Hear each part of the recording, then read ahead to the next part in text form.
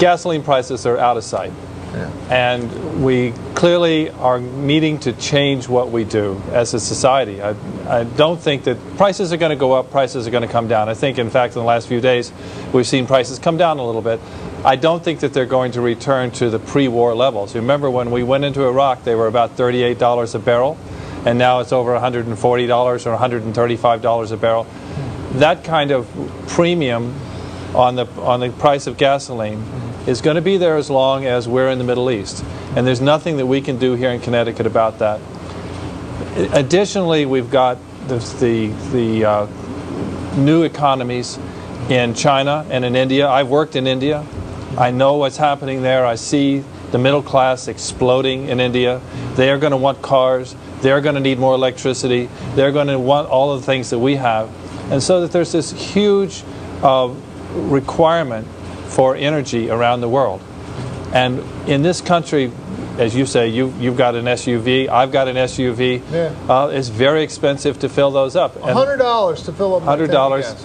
$100. It cost me almost that much. I put in regular. Okay. So what's going to happen here? Over time, I think people are going to change their patterns. You know, there was a poll out just last week from the Quinnipiac that said that lots and lots of people are now looking at buying hybrids and fuel-efficient cars. Right. Over time, that's going to make a big difference. Right. Short run, I think we have to look for ways to move people onto public transportation. Actually, that's not as short run as I would like. I mean, have you noticed, or are you aware of ridership going up Sure. on this line from absolutely. Branchville? I've been out at the train stations in the morning talking to commuters. Okay. And what I've heard from them, for example, is the parking lots are filling up much earlier than they used to because there are more people on the trains. Yeah. And again, that's a trend that's going to continue. Yeah.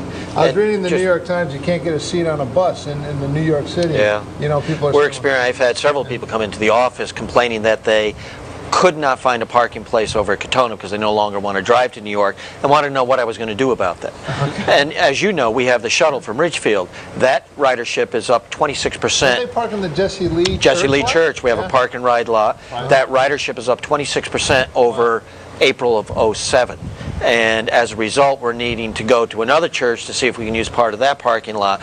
We're putting on 2 and 3 buses for single commutes, so that's single that's trains. A shuttle bus from Ridgefield where they the take Jesse Lee, right, down to Katona, right to the Katona station, so they get on the train from right, there. Right, so. And it's quite successful, and we find more and more people are taking advantage of it.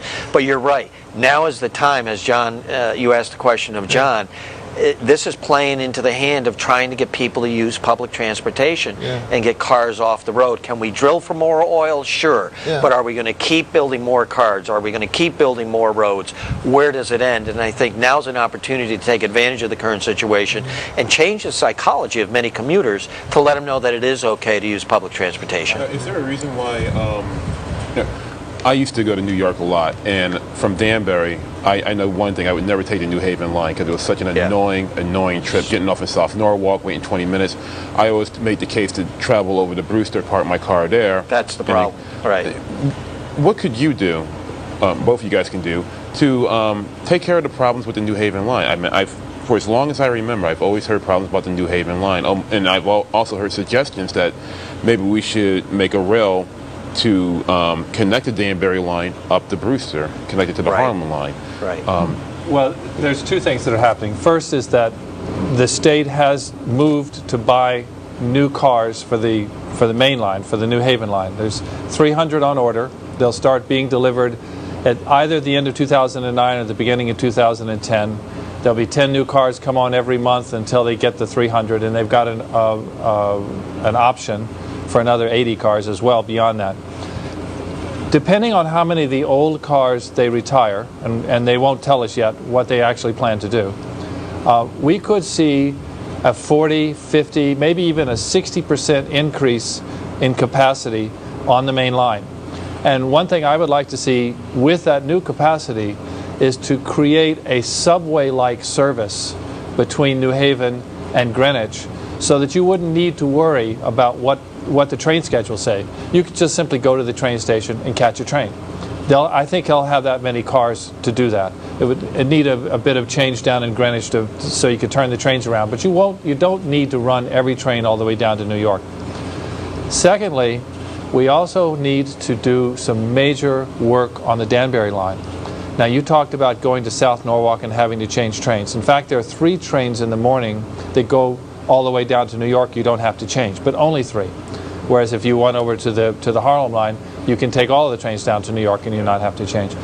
One of the things that the Danbury line is lacking is a control system that actually would be in the 20th century, much less the 21st. They still throw the signals by hand on the Danbury line. Yes, it's amazing. Stop the train, conductor gets out.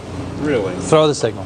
So, and for that reason, they can only take on coal and shovel it into the. They would if they could. Okay. So the only thing they can do now is run one train in up, and then that same train back. You can't run trains in opposite directions, even though there are places where the trains can pass. So what we need to do is put in that control system. They tell us that in fact is on the way, and that in the next 3 years that control system would be put in place at a cost of, the latest I heard was 54 million. 54, I think. Going up? Going up. I heard 80 million actually. So if we put on a new control system, we could run trains in both directions. We have new cars on the main line. We could actually increase traffic on the branch line as well and make commuting much. This seems like something that should have been done a long time ago. It obviously should have been done a long time Al, ago. that's a great question. Sounds because like Route statement. 7 expansion. Well, Hold on 1 second. go ahead. Caller, you're on the air? Caller, are you there? If we missed you, call back. Sorry about that. Yeah, but you're saying this should have been done a long time ago. Well, you started to say we should have gotten started on this back in Jim Maloney's days when Ridgefield was part of the 5th, Danbury still is obviously. He was successful in achieving to get a grant of $2 million to study electrification of the Branchville line. We are just now, entering into phase 2 of the study. Right. And that's one of the problems I think that exists in Hartford is, as I mentioned earlier, getting a project from design to reality, getting the job done, and it just doesn't happen in the DOT. Well, let me expand. It seems like it gets done in like areas like Hartford or New Haven, but these smaller areas where they'll just take all your money, you're getting 5 cents back, and you're not getting anything out of your dollar. Right. No, That's right. no. Especially You're right. on this line. Now, New Canaan has got very good train service, but here on this line we don't.